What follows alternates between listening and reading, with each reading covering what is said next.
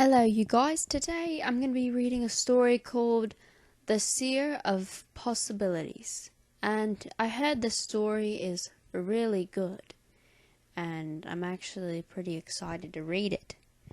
So, it's credited to Thomas O. Alright. So, as always, sit back, relax, and enjoy this very excellent creepypasta. Sometimes otherworldly beings find interesting ways to try and contact you. They might use an Ouija board or maybe come to you in a dream. Or sometimes they speak through another person. They each have their own style and preference that's particular to them. The one who contacted Jack spoke to him through his computer. Or I guess you could say the communication was through on-screen text. The first time it happened, Jack had been sitting at his computer playing solitaire.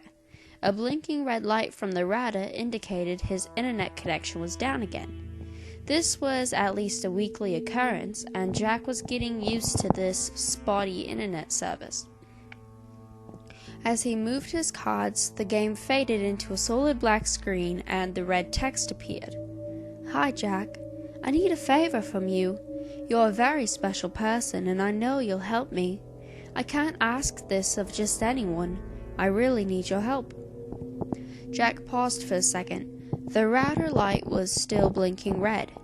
Is this some sort of joke? He couldn't help but wondering. Several moments later, the message continued. Yes, Jack, I know this is weird for you, but I don't want you to worry. This is just a small, easy favor I need. I'll make sure you're rewarded. Now, nearly in panic, Jack reached around and pulled the internet cable completely from the wall. Still here, Jack. I don't want to waste any more of your time, so I'll get right to what I need. Tomorrow when you go to work, I need you to move the large potted plants that's next to the elevator on the ground floor. All you have to do is pull it out 3 inches from the wall. If you do it at 8:17 a.m., nobody else will be in the area. Jack sat there, refusing to respond, still trying to figure out what was happening. The writing continued. Look, Jack, I'm asking you because I know you'll do it. You won't let me down. You're special. We'll talk tomorrow. Jack pulled the power cord from the wall and the computer went blank. Did that really just happen? He thought. Still shaking from the experience, he took a warm shower and got ready for bed, convincing himself that he'd either had some crazy dream or this was just some elaborate joke. But who would play that kind of joke on him? He didn't really have friends or enemies. He woke up the next morning feeling refreshed.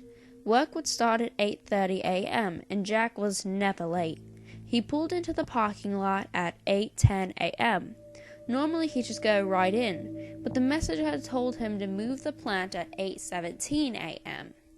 Was he really going to do it? Overnight, Jack's fear had turned into curiosity. Let's say he moved the plant. He wouldn't be doing anything wrong or illegal, right?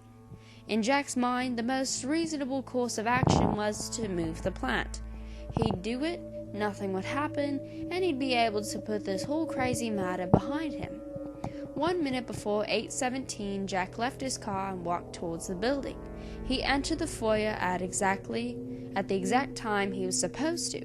The message was right. Nobody else was around. Odd, Jack thought. The building was normally busy this time of morning, but this temporary lull had been accurately predicted. Fine, let's see what happens, Jack muttered to himself. He walked up to the large potted plant placed firmly between the 2 elevators in the lobby of the 10-story building. The plant looked like it was fake, a decoration people passed every day without really noticing. It was heavier than Jack realized. He put some might into his effort and pulled the plant out 3 inches to his best estimate. He stood back and looked at the plant, then looked around the lobby. People were coming in behind him now, and the lobby was starting to fill up again. Nobody seemed to notice the plant was in a slightly different location. Nothing seemed different at all. Jack skipped the next elevator and waited for something, but nothing happened. Finally, Jack entered the elevator and made it to his 7th floor cubicle on time like always. If you ever ask Jack's co-workers to describe him, you'll hear words like polite, quiet, respectful, and competent. And while those words are all accurate, they give little indication of the truth that Jack really didn't like most people. That's not to say he disliked them, just that he had very little interest in getting to know them or being their friend, save for one, Allie. The girl who sat 2 cubicles down from him was the only person he wanted to know more about. With her big smile, blonde hair, and beautiful figure, Jack was very interested in learning all about her. Despite his lack of success with women in the past, he was actually doing a fair job getting to know her. Every morning as he passed her cubicle, he'd stop for a chat. The chats were 1 minute at first, then 2 minutes, then several minutes. Jack was surprised that she actually seemed to like him. On this particular morning, their daily conversation lasted only a couple minutes. As they exchanged their morning greetings and talked about Allie's wild night out, the elevator doors opened behind them. Out hobbled James Bentley, the boss of both Jack and Allie. James' loud complaining could be heard throughout the office. "My damn foot." "What happened, James?" came the mumbled queries. "It's that darn plant they have in the lobby. I ran right into it and twisted my ankle." "James, you can barely walk. You need to go to the hospital," came Allie's concerned reply. "Can't do it now. I have meetings all day. Too important to cancel. I'll just have to tough it out." Jack, feeling stunned, left Allie's cubicle mid-conversation and sunk into his chair. It was his fault. How could he have been so stupid and careless? Still, no use in worrying about it now.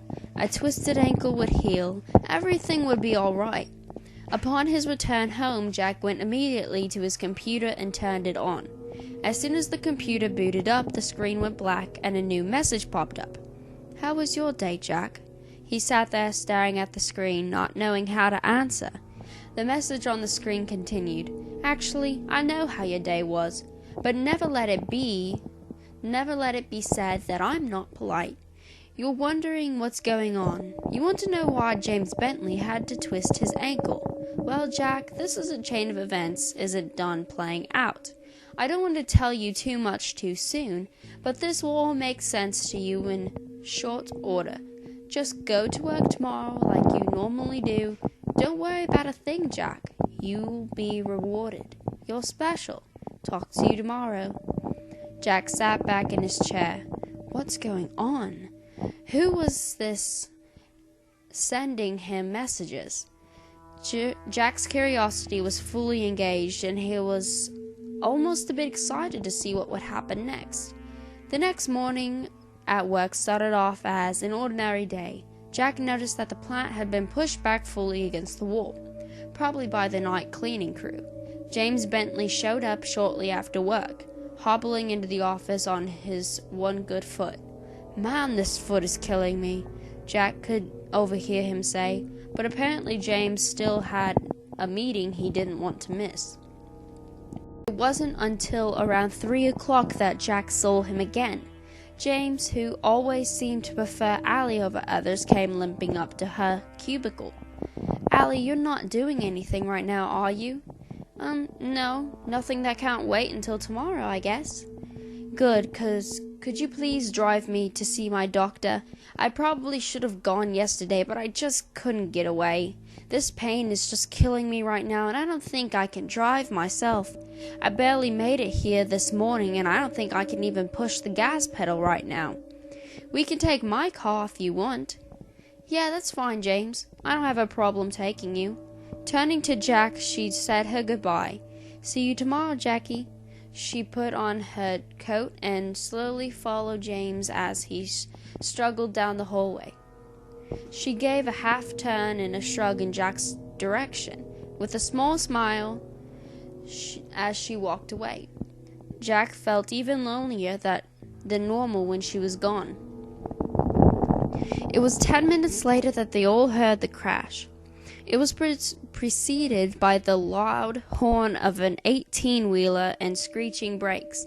The collision itself was a sickening thud of two large metal objects colliding. Even on the 7th floor, it was loud. The office workers gasped and ran to the windows. "Is that James' car?" one of them asked. "Hard to tell from up here," someone responded. "It's so banged up." The horrifying implication of what just happened came to Jack immediately. No, he thought. This can't be true. Shaking all the way, he ran to the elevator and went to the ground floor along with several others from the office. Some of them were crying as they joined the growing crowd around the scene of the accident. Jack could hear from the far-off sound of emergency sirens. Looking past the gawkers, he could see that the 18-wheeler had hit James' car broadside. Its driver had been thrown out onto the pavement where he lay motionless. James was sitting in the passenger seat of his car, motionless but with a surprised look on his bloody face. Jack couldn't tell if he was alive or dead. The driver's side, where Allie was seated, had taken the hit. The space she had been occupying had been compacted to a third of its original size. Allie's head was smashed open and her twisted body was broken and battered. The crowd was stunned. Tears, screams, sirens. That was all Jack could hear. Without going back inside the building, Jack ran to his car and drove home, angry and sad. He made the journey home and to his computer. There the machine sat. He wanted to turn it on, but was afraid of what he'd find out. Was he really the one responsible for Allie's death? The whole chain of events had started with him. He knew he was to blame. Jack reached for the power button and then pulled his hand back.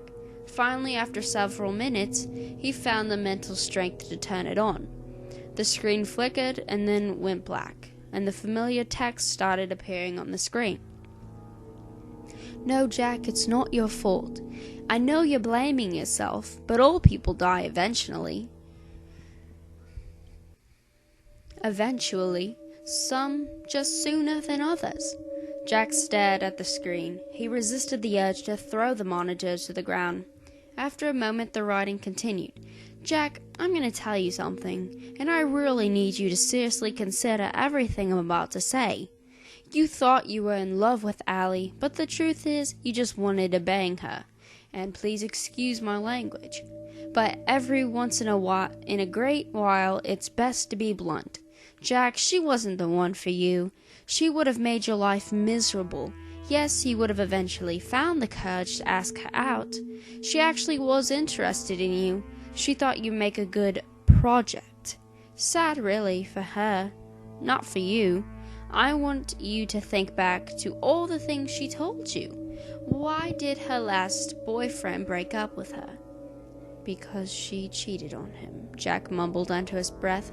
"Because she cheated on him, Jack. The same thing would have happened to you. She would have made you happy for about 2 months, and then miserable for the next 4 years, sneaking around, laughing at you behind your back, spending all your money. Once you finally got rid of her, you would have been so jaded that you'd never date again. This is true, Jack. I see all future possibilities, the ones that come to pass and the ones that don't. You've seen how she is, Jack, but you just let your lust for her blind you to the truth. Together, you and I have made sure you avoided that path. One more thing, Jack. This isn't done playing out yet. There's more to come." "No, screw you! You killed her!"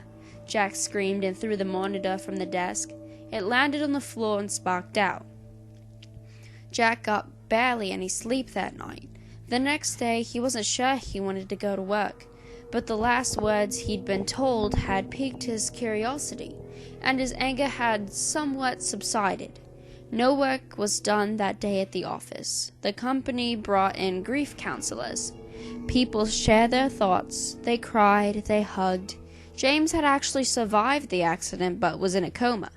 The doctors thought he might recover eventually, but nobody was really sure. Late in the afternoon, Jack was approached by Diego Salabra. the head of the division. Diego was blunt and upfront, and he offered James' position to Jack. Technically, it would be a temporary promotion, but James wouldn't be back anytime soon. Diego promised him that the promotion would be made permanent once enough time had passed. "Let's keep this low-key for now," Diego told him. "I know it may seem quick, but the Lancaster project James was working on can't be stopped. It's too important to the company. I need someone in charge right away. This can't wait." Stunned, Jack accepted the promotion. He left work with a strange mixture of feelings, not really sure how he felt about anything. On his way home, he stopped at the electronics store and bought a new monitor. He made it home and powered up the computer. Once again, the writing came on the screen. "Jack, I want to be the first one to congratulate you. I'm proud of what you've accomplished." Jack stared at the screen. "Jack, I have to ask for your forgiveness because I haven't introduced myself yet. I'm called the Seer. Like I told you before, I see what will be and see what can be. It's a very powerful gift I have. But you know what, Jack? For all my power, I still can't do anything corporal. I can predict, I can see, and with enough effort, I can even communicate. But I don't have a body. That's something that was taken from me a long time ago. That's why I need you, Jack. I'm an artist of sorts, an artist of human manipulation. You will be my paintbrush and my canvas. I want you to work with me, Jack. It's all very simple. Just perform simple tasks for me from time to time." Jack was becoming more and more curious. "And Jack, before you give me an answer, I want you to know a couple things. First off, I will never lie to you. Secondly, I'll never ask you to do anything which, taken by itself, is wrong or illegal. Yes, bad things will result, and sometimes people will die, but they're going to die eventually anyways, right, Jack? And the bad will always be balanced out by something good happening to you." Jack winced at this last idea, but he fought the urge to turn the computer off. The Seer was right. Everyone would die eventually. Why not let something good come out of it? And what about never lying to him? If he'd known at the time that Allie was going to die, he'd have never gone through with the original favor. But as he thought more about it, he realized the Seer hadn't lied to him, but had only withheld information. Still, Jack wondered if he could trust the Seer. "Work with me, Jack. Together we'll make incredible things happen. I'm just asking you to perform little tasks from time to time. Oh, but these little tasks will have great consequences. They're going to be beautiful, Jack, and they'll always end with a reward for you. That's the beauty of my art. One single task produces something bad and something good. Oh, one last thing, Jack. I can see you're having trouble with this. If I stopped talking to you right now, it would take you about 2 weeks to decide to join me. But you know what, Jack? You would join me. That's right, you're going to say yes. So instead of waiting, why don't you just say yes to me now? Let's get started, Jack. And when all of this is over, you're going to thank me. I promise you." Jack considered what the Seer had just said. His initial feeling of revolt was slowly fading. He paused, and then for the first time he placed his fingers on the keyboard and responded directly to the Seer. "What do you want me to do next?" As the years passed, Jack did every favor the Seer asked for him, and as the Seer had promised, Jack was rewarded for his actions each time. The rewards often came in unexpected and interesting ways. One of the more memorable experiences for Jack happened about 2 years ago, after he first agreed to help the Seer. "Jack, I need you to go downtown tomorrow," the Seer requested, "and to Garment's Liquor at exactly 12:37 p.m. A man will ask you a question. The answer you're going to give him is 27.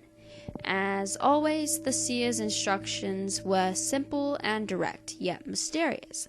The next day, as requested, Jack entered the store. In front of him, a burly construction worker at the counter, filling out a lottery play slip. "Let's see here," the construction worker said. "My birthday, that's the 15th. My wife's birthday, that's the 24th. And my kids' ages 2, 10, and 13. The man scratched his head and looked around, zeroing in on Jack. "Hey buddy, I need another number. You got one for me?" Jack smiled. 27. "Really? I was thinking about playing 35. But you know what? I like your face. Let's go with 27. With that, the man completed his slip and paid for his lottery ticket. "See you, pal," he said happily, and he patted Jack on the shoulder on the way out the door. Jack tried not to put any more thought into what would happen to this man. "Just let these things play out, Jack. You'll never guess how things end up. Just let yourself be surprised," the seer had advised him. Still, it was impossible not to wonder about these things from time to time. He knew, considering the way the seer worked, there was no way possible that he'd actually help this man. But giving him a losing lottery number? That was just too simple for the seer. He couldn't imagine he'd actually given him a winning number. So that's how Jack was surprised when 2 weeks later he ran into the same man again, this time at the grocery store. "Hey buddy, it's you. I remember you. Check it out. I won." Indeed, the man looked like $1 million, wearing new clothes, a new gold watch, and a big goofy smile. The man walked right up to Jack. "I didn't think I'd ever see you again, but I'm glad you're here. I could have never won without you. Hey, let me buy these groceries for you. No, wait, that's not good enough for you. You're my good luck charm. Always gotta treat people right, that's what my mom says." Reaching into his pocket, this man removed his checkbook and promptly wrote Jack a check for $10,000. "It's the least I can do for my good luck charm." After thanking the man and feeling a bit confused by the whole thing, Jack raced home to his computer. After turning it on, the seer's writing appeared on the screen. "Well, Jack, how does it feel to be $10,000 richer?" "It feels good, but I can't help but wonder. We've never helped anyone before. Why are we starting now?" Jack had asked that question with a tinge of guilt. He never liked to admit that people were being hurt by his actions, but in this case, his curiosity overwhelmed any latent feelings of guilt. "Oh, Jack, we haven't helped anyone. Yes, that man is happy now, but he'll have lost every last penny within 2 years. You saw it for yourself. He just gives away money. Old friends, lost relatives, they're all going to come asking for him for money. And there will be some very bad investments as well. The stress of losing everything is going to cause his wife to leave him. She'll take the kids too. He'll be alone and broke, a ruined man who would have been much better off if he'd never won. You needn't feel bad, Jack. It's the man's own stupidity and greed that will do this to him." Jack felt some regret, but the seer's rationalizing and focusing on his own reward always put him at peace in the end. Through the years, no two tasks were ever alike. Sometimes the effects of his actions were direct and easy to see. Other times they caused a chain reaction so complex he simply could not follow it. Go to the county administrator's building, park in space number 43 at 4:47 p.m. Came one such request. Jack did so, and 2 months later he met Donna, with whom he fell in love and ended up marrying. He wouldn't have even known the two events were even related if he hadn't asked the seer about it. "Jack, when you parked in that space, you caused the person who would have parked there to park in a different spot.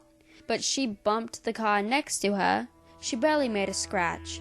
but she called her insurance agent anyway, causing him to leave the office late.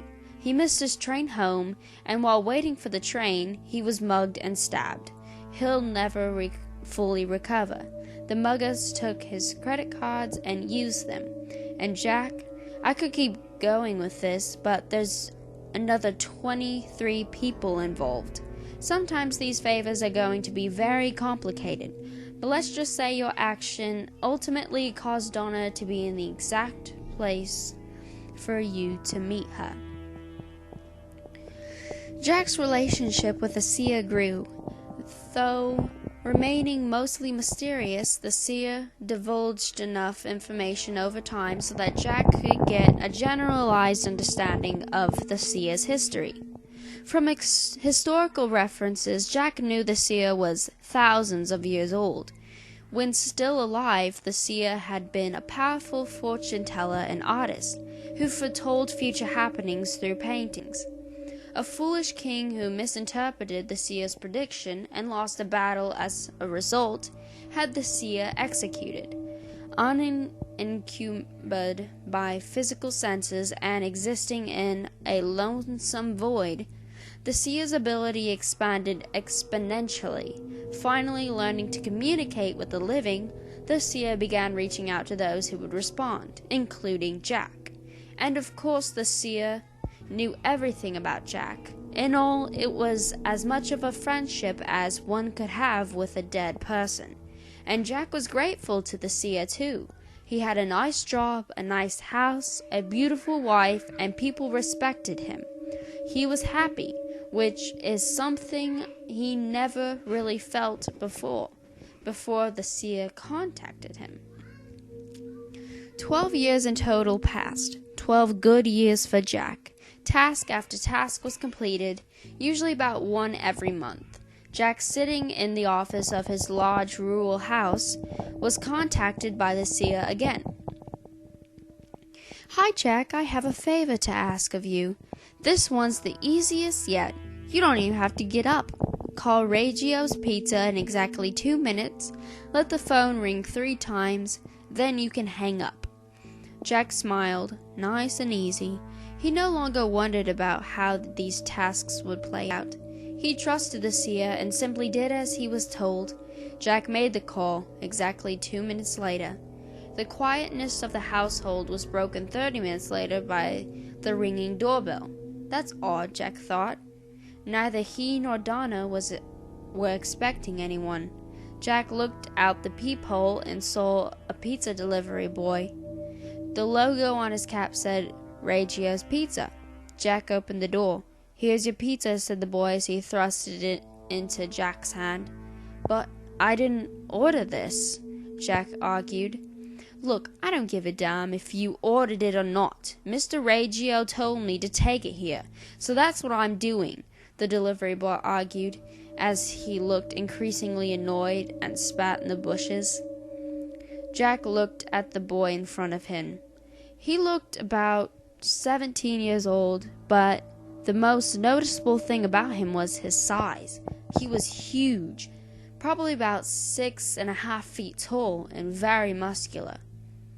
"It's already paid for by credit card. Just take it because I'm not driving it back." The boy put out his hand for a tip. I don't have any cash on me," Jack told the truth. "Whatever," came the disgusted reply. The boy looked past Jack in the house, then turned and walked slowly to his waiting car. Looking over his shoulder as he walked, Jack closed the door and took the pizza to the living room, where Donna was watching TV.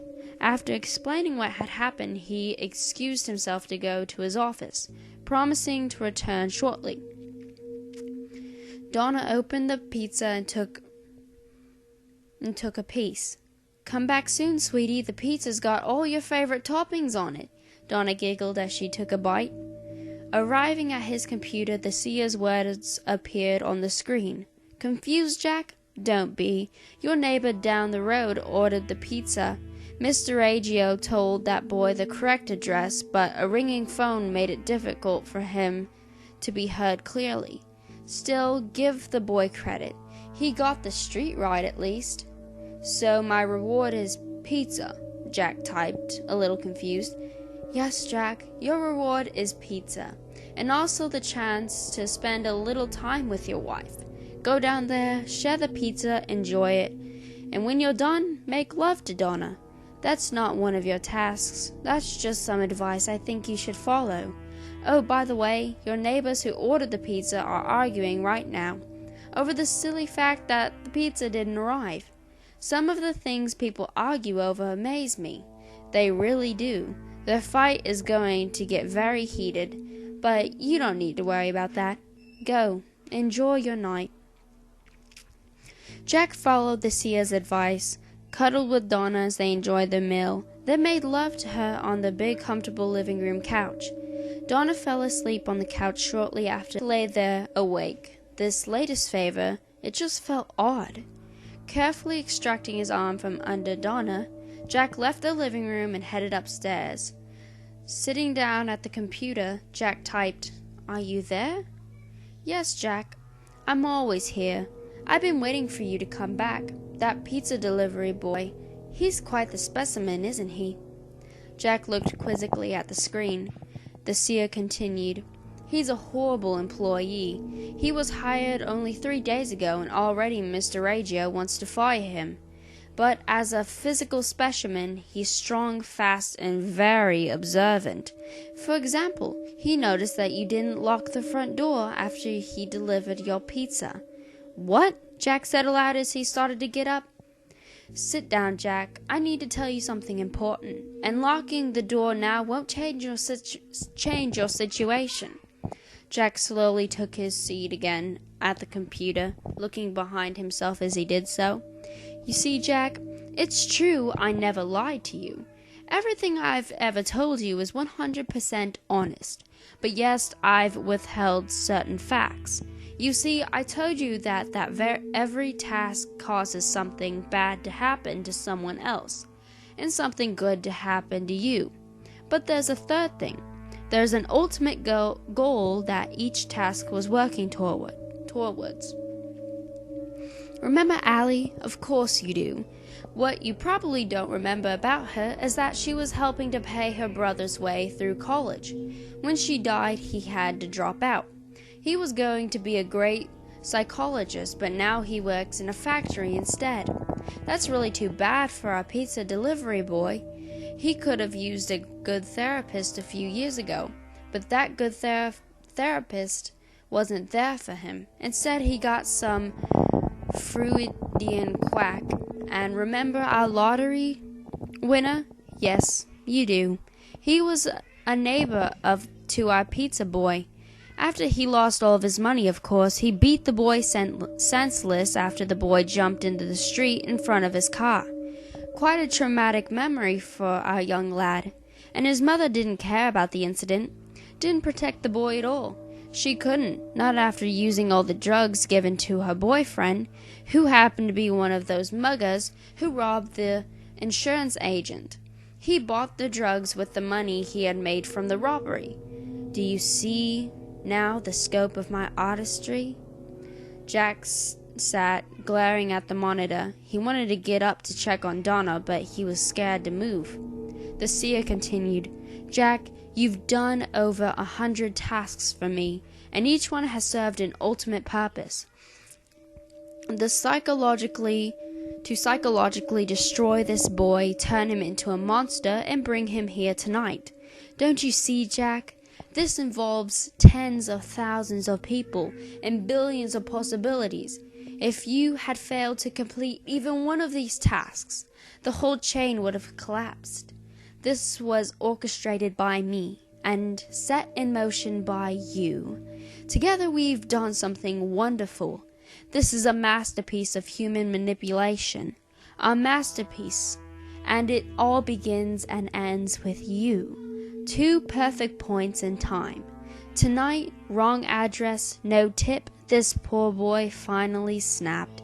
He's downstairs right now. He's slitting Donna's throat at this exact moment." Jack could hear a short, muffled scream coming from the living room, followed by a gurgling noise. "No!" Jack screamed and stood up, starting to run downstairs. "Jack, stop!" The voice startled Jack. It was inside his head. For the first time, the seer was talking to him directly. It was a pleasant voice, a feminine voice. "You can't do anything. She's already gone. He'll be coming for you shortly, and you can't stop him." "But why?" Jack cried with tears welling up in his eyes. "It's not an artistic masterpiece if it doesn't begin and end with you, Jack." Her voice was soothing. "I want you to appreciate the fact that I'm talking to you directly. This requires all of my energy, and as a result, I'll have to rest for several years before I can contact anyone again. That's how special you are to me. Please don't feel bad about this, Jack. I want you to take a moment and enjoy our accomplishment as much as I do." The voice paused briefly and then continued. Do you know what, Jack? If I'd never contacted you, you would have lived for 85 years. 85 boring, meaningless, and bitter years. And when you died, nobody would have been at your funeral. I gave you 12 great, meaningful years. You were happy, and together we did something beautiful, something unique. Jack paused a moment and considered his 12 years of happiness, and his tears of sorrow mixed with tears of joy. He turned and looked at the computer behind him. The massive hulk of the demented delivery boy appeared in the doorway, a bloody knife in his left hand. On the screen, the last words from the seer appeared. "Don't you have anything to say to me, Jack?" Jack wiped his tears and absorbed everything the seer had just told him. As the hulk started stepping closer towards him, Jack mouthed his final words. "Thank you."